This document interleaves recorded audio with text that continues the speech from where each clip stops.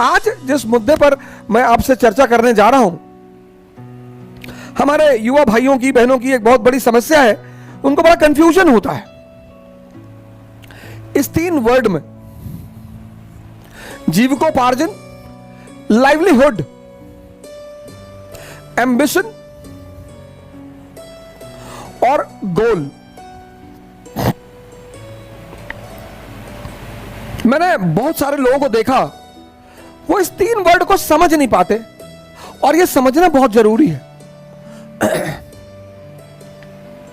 बहुत जरूरी। लाइवलीहुड का मतलब है जीविकोपार्जन, जीवन जीने की जो आवश्यकता है उसको मैनेज करना। एम्बिशन मतलब आपकी ड्रीम, और गोल मतलब आपका लक्ष्य।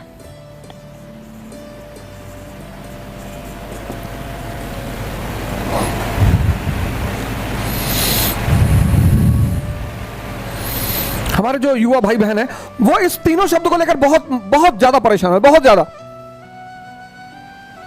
बहुत ज्यादा।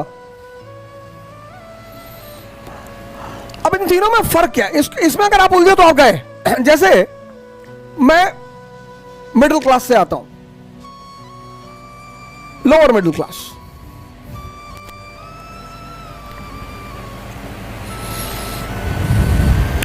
और हमारे पास सपना है, ड्रीम है। जैसे मोदी जी हैं, Modi ji lower middle class से आते हैं, Mulayam Singh Yadav lower middle class से आते थे, Lalu Yadav lower middle class से आते थे, और इतनी ऊंचाई पे सब पहुंच गए। क्यों? मैं बार बार एक बात बोलता हूं, आपके जीवन में कॉन्सेप्ट क्लियर होने चाहिए। अब मैं लोअर मिडिल क्लास से आता हूं, 2000 में मेरे पिताजी का रिटायरमेंट था,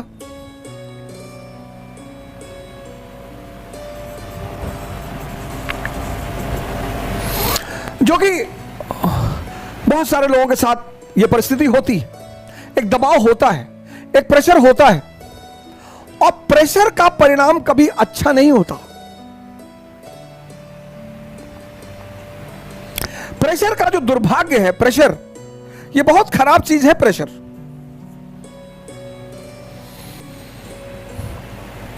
प्रेशर स्ट्रेस को पैदा करता है। स्ट्रेस का बड़ा भाई है डिप्रेशन,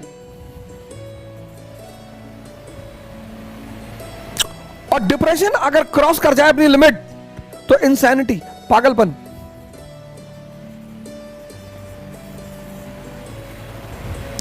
आज के समय में इसकी संख्या बढ़ गई है।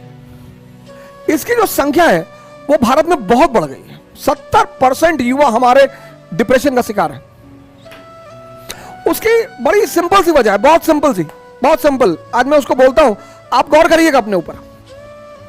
जैसे आप मेरी तरह एक सामान्य परिवार से आते हैं, तो जब 2000 में पिताजी रिटायर हुए, बहन उसको भी पढ़ाना है, वो भी पढ़ाई कर रही है, फिर उसकी शादी करनी है। एक मध्यम वर्गीय परिवार में ये सब चुनौतियां होती हैं।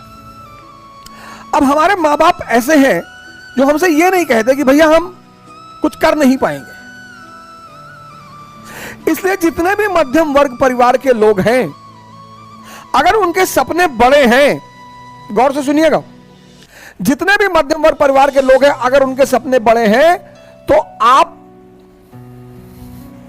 इसकी जल्दी से जल्दी, एज सून एज पॉसिबल व्यवस्था करें।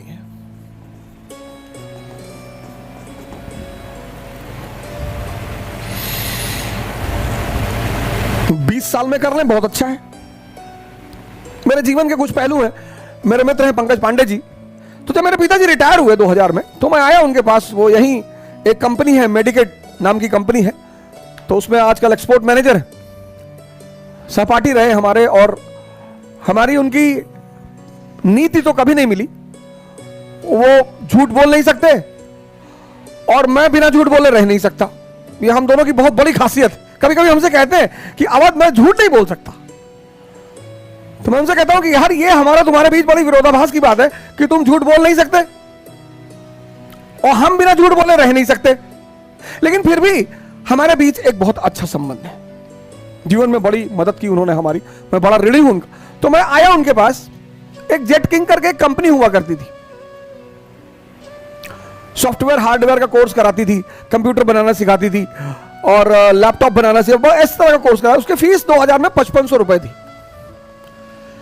जेट किंग, उसका कोर्स ये था कि चिप कंपोनेंट लेवल का कोर्स था कि असेंबलिंग के साथ साथ वो उसे अंदर से बनाना भी सिखाएंगे। 6 महीना कोर्स था। मैंने सोचा कर लेता हूं, कंप्यूटर का जमाना है, लैपटॉप का जमाना है, इलेक्ट्रॉनिक्स का जमाना है, तो महीने में 15 से 20 हजार रुपए आ जाएंगे। फिर हमारे एक और मित्र हैं अमित राय, बहुत महान आदमी है, ट्रैवल बिजनेस है उनका।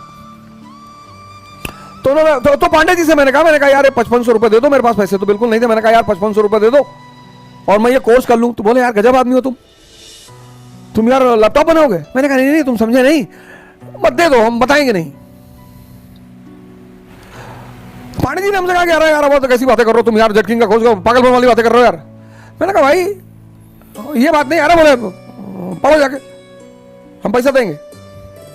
फिर मैंने अमित राय जी से कहा, वो ट्रैवलिंग जो उसका कोर्स करने आते टूरिज्म का, यहीं पे उसका ऑफिस है कहीं वहाँ वो देश बंधु मार्ग जो है आरएमएल हॉस्पिटल के पास उसका ऑफिस है। तो उस वक्त उसकी फीस करीब 10-20 हजार के आसपास थी। तो मैंने उनसे कहा, बोले दादा फीस तो हम आपको दे देंगे, लेकिन आप ये सब काम कहाँ करने जा रहे हैं, आप क्यों कर रहे हैं। ये बड़ा अजीब सा भाग्य रहा मेरे जीवन का, पहलू रहा कि मेरे मित्रों में कभी ये सब चीजों करने को, हालांकि मेरा उद्देश्य दूसरा था, मुझे नौकरी की तलाश कभी नहीं थी, पर नौकरी करनी थी क्योंकि मैं मध्यम वर्ग से आता था। सर आपको भरोसा शायद ना हो, लेकिन मैंने 6 महीने बारटेंडर का काम किया है, वेटर का। मैं दिल्ली में रहता था, हमारे साथ हमारे एक मित्र थे नीरज तिवारी, और मुखर्जी नगर में हमने एक हिंदी मीडियम की कोचिंग खोल दी उसमें। अब कोचिंग का किराया, रहने का किराया, खाना, कोचिंग का एड, सब पैसा कहां से आएगा।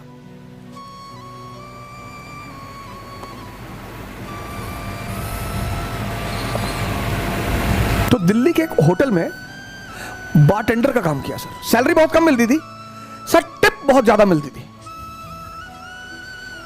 सैलरी बहुत कम मिलती थी सर। शाम को 7 बजे मैं गुड़गांव आता था और रात को 3 बजे मैं वापस घर पहुंचता था,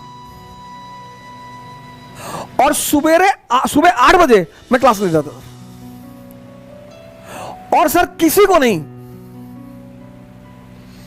सर किसी को नहीं, मेरी पत्नी को मुझे हर महीने पैसा भेजना होता था। मेरी बच्ची, पहली बच्ची जो मेरी बड़ी वाली बेटी है, उसका जन्म हो चुका था, उसको पैसा भेजना होता था। यह है जीविकोपार्जन। यह छोटा नहीं होता सर। आप शर्मिंदा बिल्कुल ना हो कि लोग क्या सोचेंगे, खाने को देते हैं, लोग भाड़ में जाएं, कुछ भी सोचें, अपने सपनों को पूरा करना है।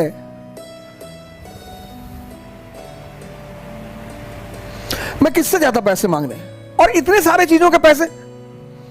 और माता जी ने कह दिया कि घर दिखाई मत पड़ना।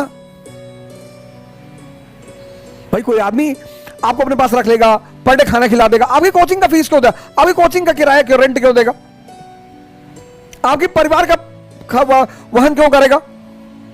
तो आप जैसे ही 21 साल क्रॉस करें, 21 साल याद रखें, आप जैसे ही 21 साल के हो जाएं, आप इस पर ध्यान दें तुरंत। यह सबसे बड़ी चुनौती और बाधा है मध्यम वर्ग के लोगों के लिए।